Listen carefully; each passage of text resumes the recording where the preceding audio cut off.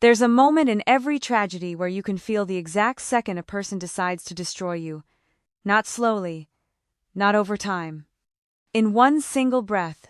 And Morgan Hayes felt that moment the instant her mother walked through the hospital room door. The nurse had told her someone was coming. Morgan thought it would be an apology. Instead, it was an execution. She didn't even make it to the bed before it happened. The spit landed on Morgan's cheek, while her mother's eyes stayed locked on hers. Completely still. Completely cold. The nurse gasped. The doctor stepped forward. But Morgan just sat there, unable to move, unable to understand why the one person in the world who should have protected her was standing over her hospital bed like she was a stranger, a liar, a traitor. Patricia Hayes turned toward the door and spoke in a voice that sounded like it was coming from someone else entirely. "I'd bury you before I'd believe another word out of your mouth." The words hung in the air like a curse. Then she was gone, security escorting her out while Patricia screamed down the hallway. She tried to destroy this family. And that's when Morgan understood. Whatever had happened 2 weeks ago in that garage wasn't going to be explained by a hospital visit. It wasn't going to be fixed by apologies, because her mother had just confirmed something terrifying. Her mother wasn't surprised by anything. And I want to be honest with you, if I were lying in that hospital bed, spit drying on my face while hospital staff pretended not to see, I don't know if I would have had the strength to keep fighting for the truth. But Morgan did. She stayed alive because she needed to know why her own mother had just chosen to destroy her instead of save her. Let me back up. Morgan Hayes was 28 years old, a marketing coordinator at a growing tech firm in the Woodlands area of Houston. She had an apartment in a decent part of the city, a job that paid the bills, and parents she saw most Sunday dinners. The kind of life that looks normal from the outside. Stable, safe, everything that looked fine right up until the moment it wasn't. According to the nurse who checked on her first thing that morning, Morgan had been in a coma for 14 days. 14 days where her entire world had reorganized itself, without her knowledge. Where something so violent, so final, had happened in her family's garage that it had erased her memory completely. The doctor came in asking her simple questions first. "What's your birthday? What year is it? Who's the president?" Standard stuff to check if her brain was still working. Morgan answered everything correctly. Then he asked the one question that made her stomach drop. "Do you remember your father?" Of course she did. But something in the way he asked it, the way he and the nurse exchanged that quiet look, told her that yes wasn't the right answer anymore. It was the answer to the wrong question. "When was the last time you saw him?" The doctor's pen hovered over his tablet. Morgan thought about Sunday dinner, the pot roast her mother made, the way her father talked about his business, about a partnership dispute with someone named Richard. Wait, Richard was her father's name, Richard Hayes. And as soon as she thought of him clearly, the doctor showed her the x-rays. Multiple fractures, broken bones that didn't come from a car accident. That came from impact, repeated impact, a severe concussion, 3 broken ribs, a fractured wrist, a face that had been beaten so badly that they'd had to reconstruct her cheekbones surgically. Morgan stared at the images like they belonged to someone else. "Where was I when this happened?" The doctor hesitated. The hesitation was everything. "In your parents' garage." Those 5 words changed everything. Morgan's heart started racing because nothing made sense. She couldn't have been in the garage. She didn't remember going to the garage. She didn't remember her father being angry. She didn't remember a fight. She didn't remember anything after standing in a grocery store in the Woodlands deciding whether to buy the expensive organic strawberries or the regular ones. That was it. That was the last normal moment before everything went black. And then 14 days of darkness. And then waking up broken in a hospital bed with a mother who hated her. Detective Marcus Washington came in later that afternoon carrying her phone in an evidence bag. The screen was completely shattered. Blood had dried in streaks across the cracked glass. Morgan's hands shook as she held it. "Why are you giving this to me?" The detective took a slow breath. "It was found underneath you when you were discovered. You were holding it when the assault occurred." Morgan tried to turn it on. Most of the apps wouldn't load. Most of the screen was just dead pixels and cracks. But underneath the broken glass, one notification was still visible, a video file. And the title made every nerve in her body go electric. "If anything happens to me, watch this." Morgan looked at Detective Washington. Her voice came out barely a whisper. I recorded something, didn't I? He nodded slowly. We recovered a partial file from the server. But there's more on the phone. We just haven't been able to access it yet. And Morgan realized something in that moment. Somewhere inside that broken phone was the reason her father had beaten her unconscious. Somewhere in those digital files was the proof of whatever she'd discovered. Whatever she decided was worth confronting him about. Whatever she thought was important enough to record and hide and protect with her own body. That was the moment Morgan understood she wasn't a victim. She was a witness. A neurologist visited her room that evening. He talked about memory recovery, about how the brain sometimes locks doors because what's behind them is too painful to process all at once. It'll come back, he said gently. But not all at once. Think of it like finding a puzzle. You won't find the picture first. You'll find the corners. Morgan held on to that image. Corners. Maybe that was all she could handle right now. Just corners. Just small pieces that might eventually show her what the full picture was supposed to look like. Because right now, she had nothing. She had a broken phone. She had a mother who hated her. She had a father she couldn't remember confronting. And she had the absolute certainty that something important had happened in that garage. Something that had been worth fighting for. Detective Washington came back the next morning with coffee, and an apology for not knowing how she took it. Morgan smiled slightly. I don't remember either. He pulled up a chair and opened his notebook. I've been going through your phone records. You made a call 32 minutes before the assault. He slid a piece of paper across the bed. Just a number. No name. Morgan didn't recognize it. It belongs to your father's business partner, the detective said carefully. We've been trying to figure out why you called him. He says you never left a message. He says he didn't even answer. Morgan stared at the number. Why would she have called her father's business partner? What possible reason would that make sense? Unless she was trying to reach him about something. Unless she was trying to warn him. Unless she was trying to reach someone who could help her with what she'd discovered. The detective watched her face. It's okay. We have time. The pieces will come back. But Morgan wasn't patient. She needed to know. She needed to remember why she'd made that call. Because every piece she got back showed her she'd been planning something. Something deliberate. Something that her father had eventually discovered. A cardboard box arrived later that morning with no return address. The detective opened it carefully, finding ordinary items inside. A navy scarf, a paperback novel, a framed photograph, and a keychain shaped like a lighthouse. The moment Morgan saw that keychain, her head exploded with pain. Not regular pain, memory pain. The kind that hits you like a physical blow because suddenly you're not in the hospital anymore. You're somewhere else, somewhere that matters. She was 12 years old, standing in her father's home office on Father's Day morning. She'd saved up her money from babysitting to buy him this lighthouse keychain because he'd always talked about visiting a lighthouse in Maine when he was younger. She remembered handing it to him. Remembered the way he smiled. Remembered him saying, "This is perfect, Morgan. This is exactly right." She remembered him hanging it from his truck keys that very afternoon. And then there was another flash. Different moment. Darker. She was sitting in her car in a motel parking lot, and she was watching. Her phone was up. She was recording. And her father was walking into a motel room holding hands with a woman she didn't recognize. The detective noticed Morgan grab the bed frame. What did you remember? Morgan's breathing had gotten shallow. She was somewhere between the hospital and the parking lot, between past and present, between understanding and confusion. A truck, she said quietly. His truck parked at, I don't know, somewhere dark, somewhere he shouldn't have been.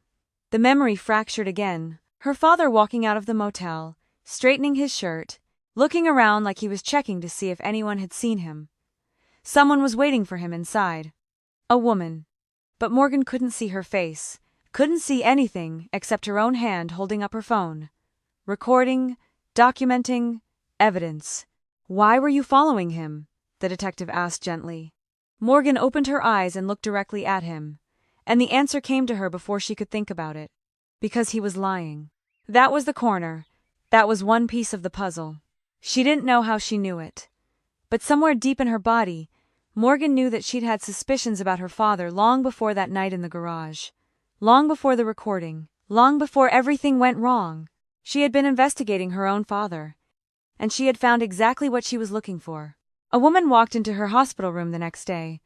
She was in her early 60s, nervous, holding a bouquet of yellow daisies. She said her name was Eleanor Voss, and she owned a small diner in the Woodlands called Rosie's Breakfast Place. Morgan didn't recognize her at first. Then Eleanor said something that made everything shift. "You used to come in almost every Thursday.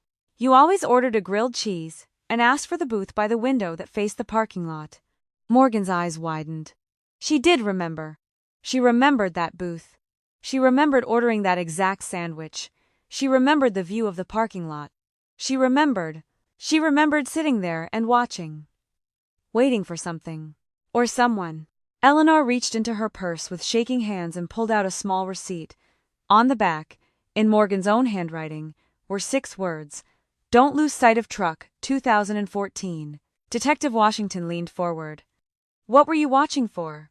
Eleanor's voice was soft when she answered. "You told me you were waiting for someone. You told me it was important. You told me no one could know." Morgan felt the room spin. She hadn't been sitting in that booth out of curiosity. She had been investigating deliberately. She had been waiting. She had been collecting evidence. And more than that, she had been planning something. Something big enough that she'd felt the need to keep it secret. Something big enough that she'd been willing to sit alone in a booth week after week and watch for it. "You weren't exposing an affair by accident," the detective said quietly. "No," Morgan whispered. "I was investigating my own father on purpose." And then he placed a photograph on her bed. It showed her father walking into the motel with a dark-haired woman. But that wasn't what made Morgan's breath catch. It was her. Visible in the background, 20 feet away, phone held up, recording everything, watching everything. Her own face captured in the moment of betrayal and discovery. She was the one documenting the lie. She was the one gathering proof. She was deliberately catching her father in the act. "If you already had proof," Morgan asked slowly, "why did you go home instead of going to the police?" The detective opened his investigation folder and slid another photograph across the bed. Her car, parked outside her parents' house. The timestamp read 8:41 p.m. The motel photo had been taken at 7:56. She'd had 45 minutes to drive straight to the police station. Instead, she had driven home. Why? Why would she go home? Why would she bring the evidence to that house instead of to an authority? And then memory crashed through her like a wave. Not the garage, the kitchen. Late evening. Her mother setting the table for dinner. Her father wasn't home yet. Morgan walked in carrying her phone. She knew she was shaking. She knew her hands were trembling, but she also knew that this was the moment. This was the moment everything changed. "Mom, I need to show you something." Patricia Hayes turned from the table, smiling. That normal smile. That mom smile. That smile that said everything was fine, and nothing was wrong, and dinner would be ready in an hour. "What is it, honey?" Morgan played the video. She watched her mother's face. She watched Patricia see her husband walking into a motel room with another woman. She watched her mother's entire body go still. And then Patricia did something that Morgan would never forget.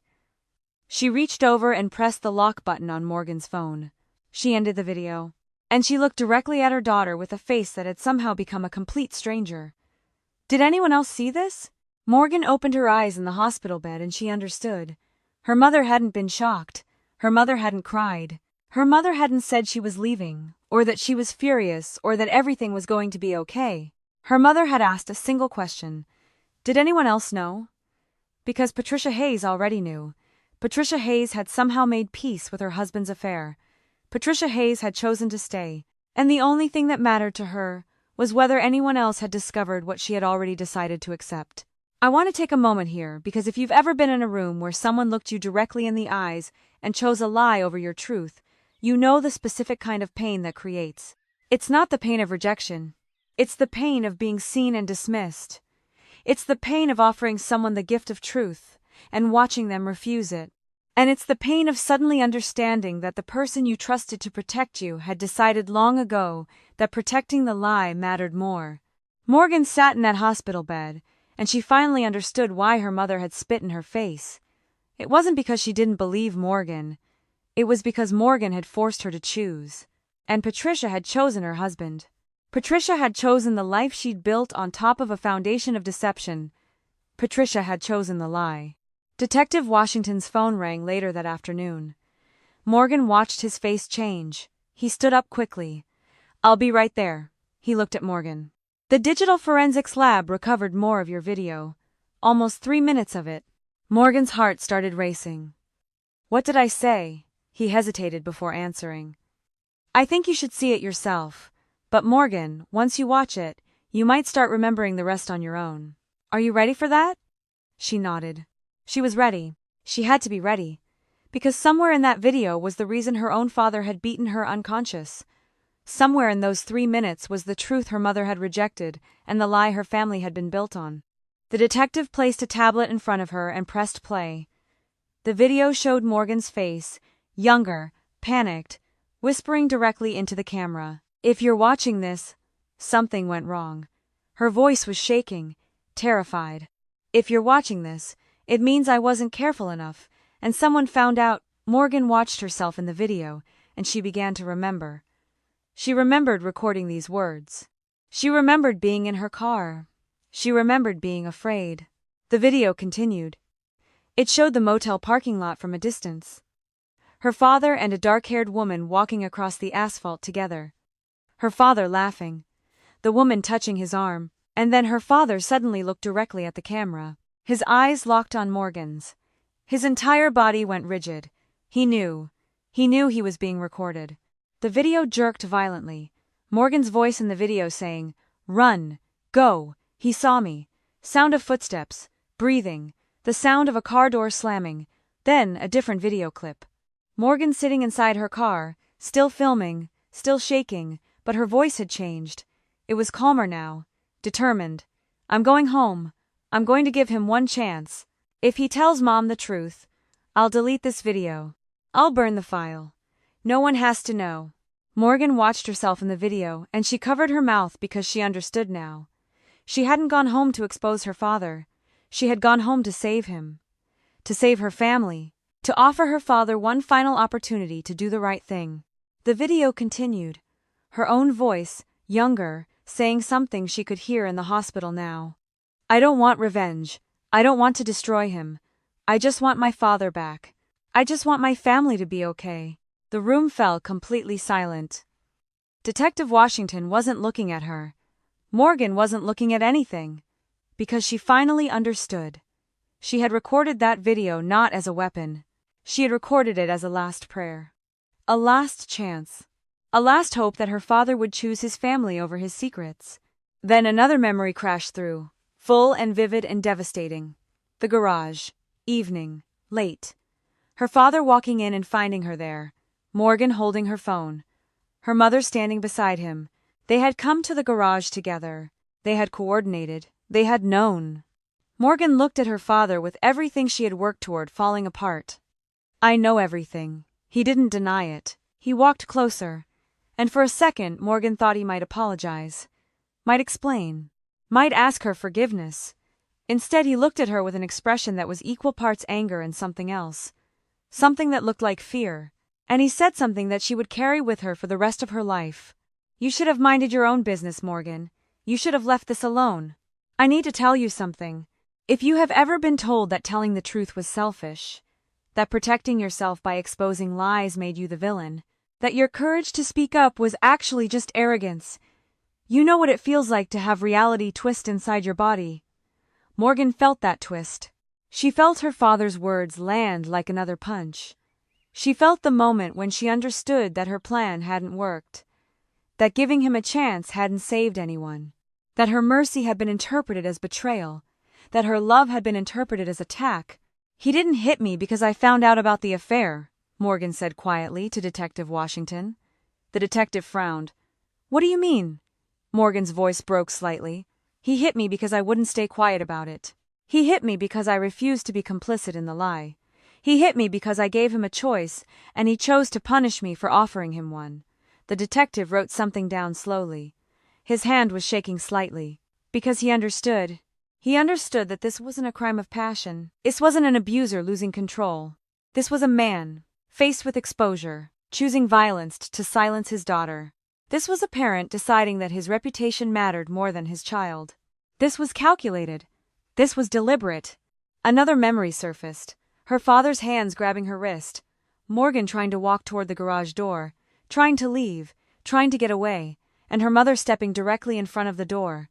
Not stepping in to stop her father. Stepping in to stop Morgan. Patricia's voice, the same voice that had spoken with such cold certainty in the kitchen, now saying something that would haunt Morgan forever. No one is leaving this garage until that phone is gone. Morgan understood then. Her father had panicked. Her mother had made a choice, and together they had decided that silence was worth any price. They had decided that a teenage girl's safety was negotiable, that her truth was dangerous enough to commit violence to contain it. A young nurse appeared in the doorway holding a visitor log. She looked confused and deeply uncomfortable. "Detective," she said carefully, "there was a visitor signed in this morning. I thought you should know." The detective turned. "Who?" The nurse swallowed. "The woman from the motel. From the surveillance photos. She's downstairs in the lobby, and she's asking to speak with Morgan." The room went completely silent, because Morgan was about to come face to face with the woman she'd blamed for everything. The woman her father had risked his family for. The woman she'd secretly recorded. The woman who represented the lie that had destroyed everything. Helena Voss walked into Morgan's hospital room, and she looked like someone who hadn't slept in days. Her eyes were red, her hands were visibly shaking. She didn't try to sit down. She didn't try to make excuses. She just stood at the foot of Morgan's bed and whispered, "I'm Helena, and I'm so sorry." Morgan didn't answer. Not because she wanted revenge, because she wanted the truth. Detective Washington quietly turned on a recording device. He did his job, explaining that this interview was being recorded voluntarily, that Helena understood her rights, all the procedural language that meant this moment mattered legally. Helena looked directly at Morgan. "I came because I couldn't live with what I know anymore. Because you deserve to understand what actually happened that night in the garage." She took a breath. "When you confronted your father with that video, I thought he was finally going to tell your mother everything. He'd been saying for months that he couldn't keep living a lie, that he hated the secrecy, that he wanted to be honest." Morgan felt something cold move through her chest. "So he beat me as his solution?" Helena's eyes filled with tears. "It was never supposed to happen like that. But when you showed your mother the video, something changed in your father. He panicked in a way I'd never seen before. He realized that silence wasn't an option anymore, that he was about to lose everything." Helena paused. "But that's not even what scared him the most." Morgan leaned forward. "What scared him?" Helena's voice dropped to barely a whisper. "He realized you were planning to tell your grandfather. You mentioned it. You said your grandfather deserved to know, that Charlie Hayes deserved the truth about his family." And suddenly Morgan understood everything. Her grandfather. Charlie Hayes, the family's moral center. The man who had raised her father to have values. The man whose respect meant everything to Richard Hayes. That was the threat. That was the line Morgan had crossed without even knowing it. Helena continued. "When your father understood that you weren't just exposing the affair, you were taking it to the one person in the world whose judgment he feared more than anything, he panicked completely. He kept saying, 'If Charlie finds out, I lose everything. If my father finds out, I'm finished.' And he became convinced that the only way to stop that from happening was to stop you. To make sure that video never reached your grandfather. To make sure the truth stayed locked in that garage." Morgan closed her eyes and another memory came crashing through. Not the assault, something before.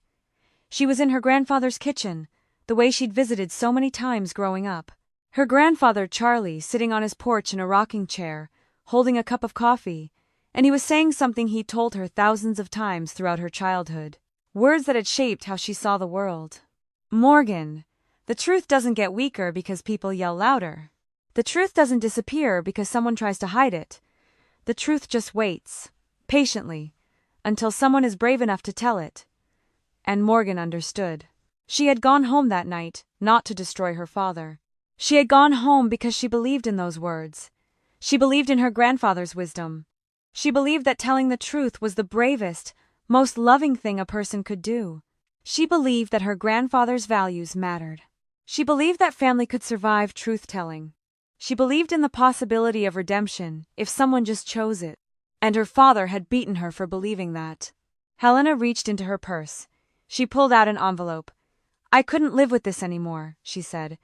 "I came forward because someone should know the complete truth. Someone should understand why this happened." Inside the envelope was a flash drive. She placed it on Morgan's bedside table. "What's on it?" Morgan asked. Helena's voice was barely audible. "My security camera, the one outside my house. That night, after the assault, your father came to me. He was covered in blood. He was shaking. And he confessed everything." Detective Washington very carefully picked up the flash drive. "Have you watched it?" Helena nodded. "Many times. Because I needed to understand if what he did was about protecting the affair or if it was about something darker." The detective's pen hovered over his notebook. "What does he say? What exactly does he confess?" Helena took a long breath that seemed to require all her remaining strength. He says he didn't hit Morgan because she lied. He says." Helena's voice broke. "He says he hit her because she wouldn't stop telling the truth." Nobody moved. Nobody spoke. The detective slowly placed the flash drive into an evidence bag and sealed it. He looked at Morgan. "I think this concludes the investigation." And he was right. Because with Helena's statement, with the security footage, with Morgan's recovered video of her own confession, there was nowhere left to hide. There was no ambiguity. There was no excuse. Richard Hayes had beaten his daughter. Patricia Hayes had locked her in a garage. Together, they had tried to contain the truth through violence. 3 months later, the district attorney called Morgan. Not to ask questions, to inform her that her father had accepted responsibility. He had waived trial. He had taken a plea deal rather than force everyone through months of testimony and cross-examination. Rather than make Morgan sit in a courtroom and describe every detail of her father's violence, he had simply accepted what he had done. He had finally, in his own way, told the truth, just not to the person it mattered most to. Not to his daughter, not to his wife, not to the family he'd destroyed, but to the law, to the courts, to a record that would follow him for the rest of his life. Morgan's mother never contacted her directly again. She wrote one letter. It arrived at Morgan's apartment 6 months after she left the hospital. Morgan held the envelope in her hands for a long time. She knew what was inside.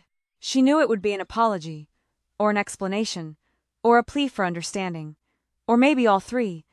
She knew that if she opened it, she would be tempted to respond, to tell her mother that she forgave her, to tell her mother that she understood why she'd made the choices she made, to tell her mother something that might bring her mother peace.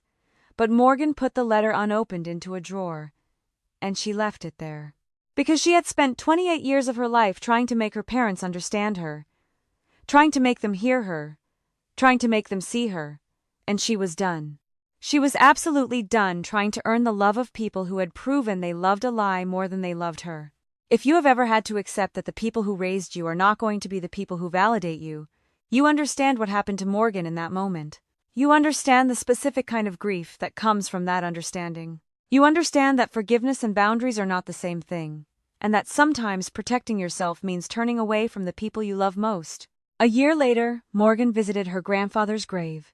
She sat in the grass with a small basket of strawberries, the expensive organic ones, the kind she'd been debating whether to buy on the last normal day of her life. She smiled slightly, looking at the headstone, at his name carved into stone, at the simple epitaph that said, "Charlie Hayes, he told the truth." She never got to give him the video, never got to watch him process what his son had done, never got to see his face when he understood that his values, the ones he'd spent a lifetime teaching his grandchildren, had been the reason her father lost everything. But sitting there with those strawberries, Morgan felt something shift. For the first time since waking from that coma, she didn't feel angry. She didn't feel broken. She felt something that surprised her. She felt free. The breeze moved through the trees around her. The grass was long and soft. And Morgan understood something that nobody teaches you in school. The truth doesn't belong to the people who try to bury it. The truth doesn't care about their shame or their fear or their reputation. The truth just waits, patiently, until someone is brave enough to speak it out loud. Until someone is willing to sacrifice everything to tell it. Until someone decides that being heard matters more than being accepted. That's when the truth becomes powerful. That's when it becomes unstoppable. I want to ask you something. If you woke up tomorrow and discovered that someone you loved had asked you to be complicit in a lie, what would you do? Would you stay silent to keep the peace? Would you speak up and risk everything? Would you try to give them a chance, the way Morgan did? Or would you protect yourself first? Comment below and let me know. Drop a 1 if you think Morgan was right to try to save her father through truth-telling. Drop a 2 if you think she should have gone straight to the police. Drop a 3 if you think she was wrong to confront her family at all and should have just walked away. I genuinely want to know how you would handle this. And one more thing, where are you watching from right now? What time is it where you are? Comment and let me know. And if you've ever been in a situation where you had to choose between telling the truth and keeping your family together, where you had to sacrifice your own safety to protect someone else's peace, I want to hear your story. Because Morgan's story isn't unique. There are countless people carrying the weight of family secrets, the guilt of choosing truth, the trauma of being silenced. You're not alone, and your truth matters, even if the people you love won't acknowledge it. If you made it this far, please subscribe to the channel. Hit that notification bell so you don't miss the next story. Because these are the kinds of narratives that matter. These are the stories that remind us what it means to be human, to be broken, to survive, to choose integrity even when it costs everything. Thank you for being here. Thank you for listening to Morgan's story. This is a fictional story inspired by real emotional experiences, fully rewritten and reimagined in Houston, Texas to create original content. Any resemblance to real people or events is coincidental.